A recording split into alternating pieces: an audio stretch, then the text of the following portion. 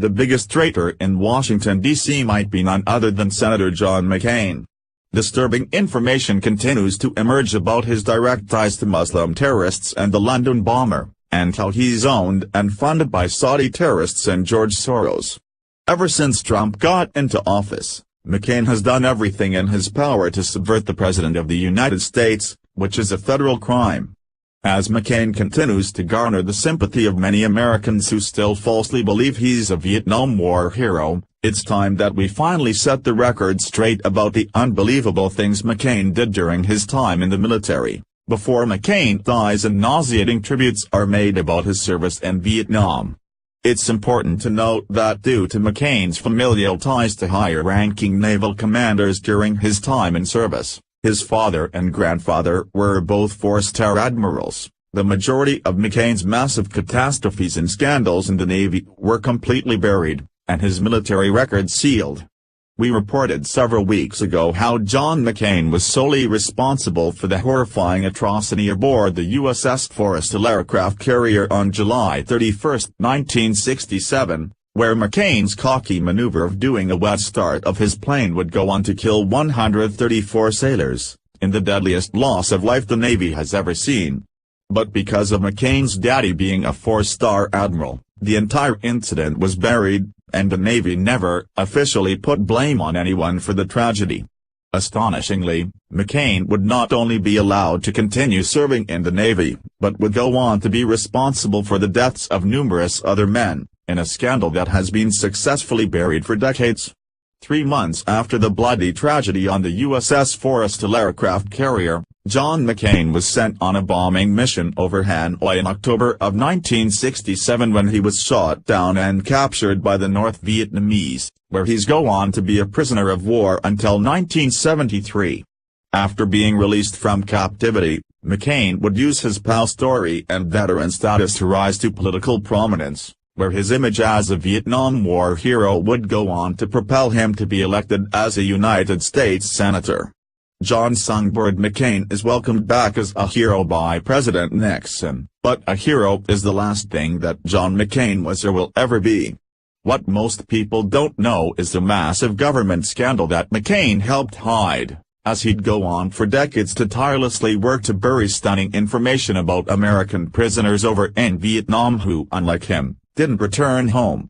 Using his position as a senator, McCain would be behind the scenes quietly pushing and sponsoring federal laws that would keep the most damning information about our POWs buried through classified documents.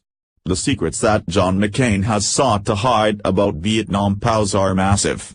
Despite sworn testimony by 2 defense secretaries of the men left behind in Vietnam, McCain continued to push the massive lie that there were no survivors, much to the horror of POW families who were frantic to know the truth about what happened to their loved ones. Enormous amounts of government documents indicate that hundreds of prisoners held in Vietnam were not returned when President Nixon signed the peace treaty in January of 1973. Only 591 in Hanoi were released, among them, Navy combat pilot John S. McCain. After the war, President Nixon promised the Vietnamese a $3.25 billion in post-war reconstruction aid without any political conditions. But there was a catch to this promise, where Nixon had included that Congress would have to approve these funds, approval that never happened. Furious that the American government had double-crossed them, Hanoi decided to keep the remaining hundreds of American prisoners, because their ransom money, post-war provisions, never came. CIA whistleblowers said that the government wanted to keep these missing men a secret, because as more years passed, it became more and more difficult for the government to admit that it knew about the prisoners that were left behind. Years later, CIA officials admitted that their intel indicated that the remaining POWs were eventually executed by the Vietnamese, as they were no longer useful bargaining chips. After the Pentagon's POW/MIA office was publicly shamed by internal whistleblowers that there were in fact still men in Vietnam being held as POWs, the pressure from the families and Vietnam veterans finally forced the government in 1991 to create the Senate Select Committee on POW/MIA Affairs, to investigate these allegations.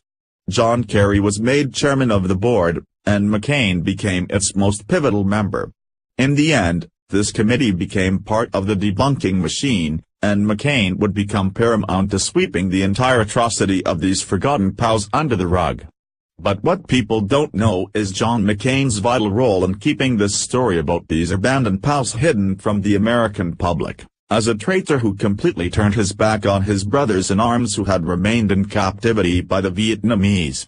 In the 1990s, legislation was proposed to Congress called the Truth Bill that would have provided complete transparency about these prisoners and missing men. But the Pentagon and McCain bitterly opposed the bill, and it went nowhere. People were predictably outraged over the bill being shot down, so in an effort for McCain and crooked Pentagon officials to cover their asses, the McCain bill suddenly appeared several months later. This bill eventually became law in 1991, but would only create the bureaucratic maze, making the truth for the families completely impossible to discover. The provisions of the law explicitly states why the Pentagon and other agencies are justified for not releasing information about prisoners held in captivity.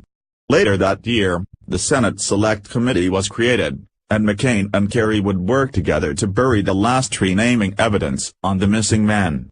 The American Conservative reported on the other ways McCain screwed over the POWs, by authoring a crippling amendment to the Missing Service Personnel Act, that stripped away the obligations that commanders were previously held to of speedily searching for missing men and reporting these incidents to the Pentagon. The American Conservative reported, McCain was also instrumental in amending the Missing Service Personnel Act, which had been strengthened in 1995 by POW advocates to include criminal penalties, saying, any government official who knowingly and willfully withholds from the file of a missing person any information relating to the disappearance or whereabouts and status of a missing person shall be fined as provided in Title 18 or imprisoned not more than 1 year or both.